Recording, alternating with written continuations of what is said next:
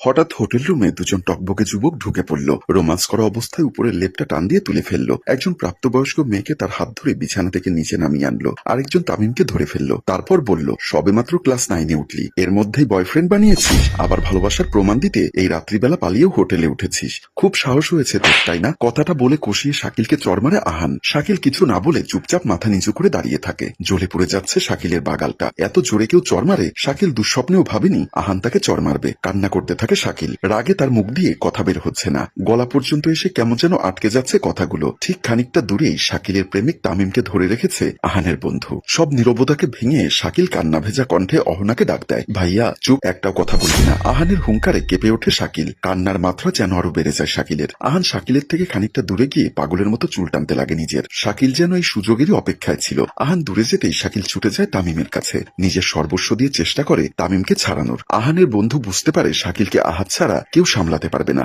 আহানকে ডাক দেয়। শাকিলের পাগলামি দেখে যেন আহানের মাথায় রক্ত চড়ে বসে। আহান শাকিলকে সেখান থেকে টেনে নিয়ে আরো দুটো থাপ্পড় মারে। শাকিল এবার চিৎকার দিয়ে ওঠে, একেবারেই মেরে ফেলবো, একটু পরপর চড় থাপ্পড় দিতে তোমারও এনার্জি সময় নষ্ট হচ্ছে, তার চেয়ে ভালো তামিম আর আমাকে একেবারে মেরে ফেলো। শাকিলের কথা শুনে আহান তাচ্ছিল্যের হাসি দিয়ে বলল, মহারানীর মতোই মরার শখ, বাসায় নিয়ে যাই, মামি আর সাদমামা যেভাবে মারার মারবে। বাসায় নিয়ে যাবে কেন? তোমার হাত নেই? এতগুলো চড় যখন দিতে পারলে মারতেও নিশ্চয়ই হাত কাঁপবে না, কিন্তু তুই মরতে গেলে তোর প্রেমিক পুরুষের হাঁটু থরথর করে কাঁপবে, কারণ সে ফেসে যাবে। তাই আহানের কথা শুনে শাকিল তীর্যক দৃষ্টিতে আহানের দিকে তাকায়। শাকিলের চাহনিতে আহান শাকিলের মস্তিষ্কের ভেতর ঘুরপাক খাওয়া প্রশ্ন আন্দাজ করে ফেলে। কিঞ্চিত হেসে বলে, বুঝলি না তাই না, এই জন্য তোকে মাথা মোটা বলি। বলেই আহান চকচকে ধারালো ছুরি বের করে শাকিলের চোখের সামনে স্পিন করে। আহান দুষ্টু হাসি দিয়ে বলে, আমি তোর গাঁজাখোর বয়ফ্রেন্ডকে মারবো আর তোকে মামা আর মামির হাতে তুলে দিব, তারা তোকে কি করবে সেটা তারা ডিসিশন নেবে। কথাটা বলে আহান তামিমের দিকে এগিয়ে যায়। এমন সময় শাকিল দৌড়ে আহানের সামনে তামিমের ঢাল হয়ে দাঁড়ায়। মারতে হলে আমাদের দুজনকে একসাথে মারো।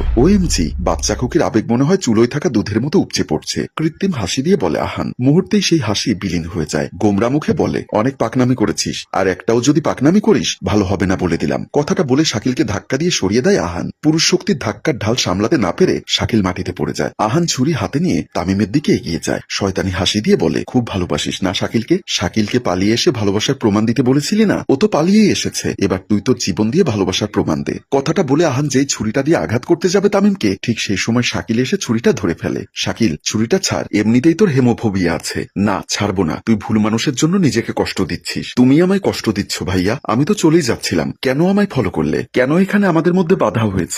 সময় হলে এর উত্তর পাবি, তুই ছাড়, জিদ করিস না। শাকিল আর নিজেকে নিয়ন্ত্রণে রাখতে পারে না। ধস্তাধস্তি করতে গেলে খেয়াল করলো নিজের হাত অনেকখানি কেটে গেছে। রক্ত দেখেও শরীর কাঁপতে শুরু করে। শাকিল এক পা দুপা করে পেছাতে লাগে। আহান তামিমের গলায় ছুরি ধরে, নেশালা দে এবার নিজের ভালোবাসার প্রমাণ। প্রাণ ভয় এবার তামিমের মুখ থেকে সত্য কথাটা বেরিয়ে পড়ে। ভাই, খোদার কসম, ওরে আমি ইউজ করেছি শুধু। ওর বাপের সম্পত্তির লোভ আমি সামলাতে পারিনি, তাই ওকে ফাঁসিয়েছি। মাফ করে দিন ভাই, আমার জানটা ভিক্ষা দিন। তামিমের কথা শুনে আহান হেসে ওঠে। আহান হাসতে হাসতে শাকিলকে খোঁচা মেরে বলে, সুন্দরী মেয়েদের রুচি থাকে, কি দেখে প্রেমে পড়েছিস আল্লাহ মালুম, না আছে সুন্দর কথা আর না আছে সুন্দর ক্ষমা। কথাটা বলে আহান থেমে যায়। এবারের মতো ছেড়ে দিচ্ছি, নেক্সট টাইম কোনো চালাকির চেষ্টা করলে প্রাণে মারবো না, কিন্তু এমন জায়গায় মারবো যে ভবিষ্যৎ ফ্যামিলি প্ল্যানিং নিয়ে শঙ্কায় থাকবি। যা শালা। শাকিল পারছে না নিজেকে সামলাতে। তামিমের কথা শুনে বেশ বড়সড় একটা ধাক্কা খেয়েছে শাকিল। রাগে ওর মাথায় রক্ত চড়ে বসে আছে। মুহূর্তেই আহানের হাত থেকে ছুরি নিয়ে শাকিল তামিমের দিকে তেড়ে যায়। দাঁড়াও কুত্তার বাচ্চা, আমার আংটি দে, আমার চেন দে, ফকির নির্বুত, আজ তোর একদিন কি আমার একদিন। অনেকটাই ভয় পেয়ে গেল, আংটি খুলতে ব্যর্থ হয়। রাগে ফুসতে ফুসতে শাকিল বলে,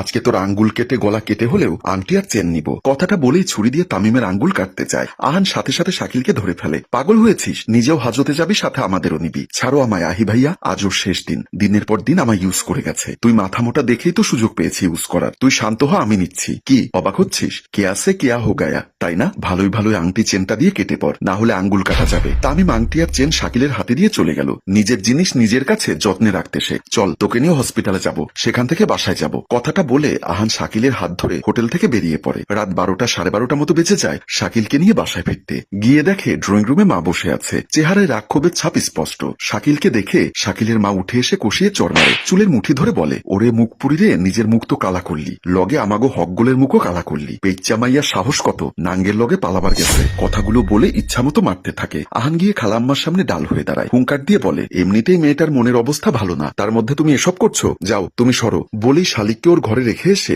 আহান বাসায় যাওয়ার প্রস্তুতি নেয়, বেরিয়ে যেতে নেয়। ঠিক সেই সময় শালিক পেছন থেকে আহানের টি শার্ট টেনে ধরে। বাচ্চা সুলভ দৃষ্টিতে তাকিয়ে বলে, যেও না আহি ভাইয়া, মা আমাকে মেরেই ফেলবে, আপনি থাকলেও তো ভয় হয় না। শালিকের জন্য আহানের মনের ভেতর একটা সফট কর্নার আছে, তাই শালিকের কথা ফেলতে পারে না সে। মুচকি হেসে বলে, আচ্ছা তুই ফ্রেশ হয়ে ঘুমো, আমি এখানেই আছি। রাতে খাইনি, দেখি খালা আম্মা কি রান্না করেছে। অনেকদিন হলো খালা আম্মার হাতে রান্না খাই না। কথাটা বলে আহান ড্রয়িং রুমের দিকে পা বাড়ায়। শালিক ওয়াশরুমে চলে যায়। খালা আম্মাকে বলল, সবাই খাবার খেয়েছেন? আর খাবার, মেয়ে যে কাজ করেছে তাতে সমাজে মুখ দেখানো দায়। বাবা কি মেয়ে পোলা পেটে ধরসাল আল্লাহ জানে, বড্ডাটাও যেন তেন, সোড্ডা তো আস্তা শয়তান। একটু পরে বড় বোন ওয়াশরুমের দরজায় গিয়ে বলল, তুই নাকি তোর বয়ফ্রেন্ডের সাথে পালিয়ে গেছিলি, খুব তো ভাব দেখাতি, কিন্তু তলে তলে যে এত কিছু করলি আমরা তো টেরই পেলাম না। তোর এইসব কথা শুনে আমার শ্বশুর বাড়িতে ছিছি করছে। এমন কথায় খানিকটা হকচকিয়ে যায় শালিক। হঠাৎ মনে হয়ে গেল এই মুহূর্তে শালিকের আত্মহত্যা করতে ইচ্ছা করছে। বাস্তবতা এত কঠিন শালিকের জানা ছিল না। যারা আপনজন তাদেরই কথার আঘাতে শালিকের হৃদয় ক্ষতবিক্ষত হচ্ছে। আসলে দুনিয়াতে কেউ কারো আপন না, সব মরিচিকা। চোখ দিয়ে অনবরত নোনাজল গড়িয়ে পড়ে। বড় বোন আরো অনেক বড় বড় কথা শোনালো, তারপর রুম থেকে চলে আসলো। রুম থেকে আসতে আদি বলল, আপনি কি বলতে গেছেন শালিককে? আমার বোন, আমি যা ইচ্ছা তাই বলবো, তাতে তোর কি? শালিকের বড় বোনের মুখে এমন কথা শুনে আদির মাথায় রক্ত টকবক করে উঠল। বোনের প্রতি যখন এতই দরদ, বখাটে ছেলের ফাঁদে পড়ে পালিয়ে গেছিল, তখন কোথায় ছিলেন? আজকে বড় বড় কথা বলছেন। আদি দেখ, তুই আমার খালাতো ভাই, তাই বলে এই নয় যে আমাদের ফ্যামিলির প্রতিটি সিদ্ধান্তর কৈফিয়ত তোকে দিতে হবে। আদি রাগান্বিত হয়ে বলল, তুমি যদি আমার বয়সে বড় না হতে এতক্ষণে অনেক কিছু হয়ে যেত। বড় বোন বলল, আমার বোনের পক্ষে কথা বলার তোমার কোনো অধিকার নেই। 100 বার আছে, 1000 বার আছে, কারণ আমি শালিককে ভালোবাসি, প্রচন্ড ভালোবাসি, এবং তাকে বিয়ে করব। আজকেই এই মুহূর্তে বিয়ে করব। এমন সময় শালিক দৌড়ে এসে আদিকে জড়িয়ে ধরে বলল, ভাইয়া আমি রাজি। সম্মানিত দর্শক, আসলে বড় বোন চেয়েছিল আদি শালিককে বিয়ে করুক, কিন্তু এতক্ষণ কথাটা ক্লিয়ার না হওয়াতে বড় বোন ঘুরিয়ে পেঁচিয়ে আদির মাথা গরম করে দিল। তারপর অটোমেটিক তার মুখ দিয়ে শালিককে বিয়ে করার কথা বেরিয়ে আসলো। এটাকেই বলে সাধারণ জ্ঞান। গল্পটি ভালো লাগলে লাইক, কমেন্ট, শেয়ার করে দেখার সুযোগ করে দিন। গল্পটির রচনা ও পরিচালনায় মঞ্জুর মোর্শেদ, ক্যামেরায় শিহাব। ধন্যবাদ।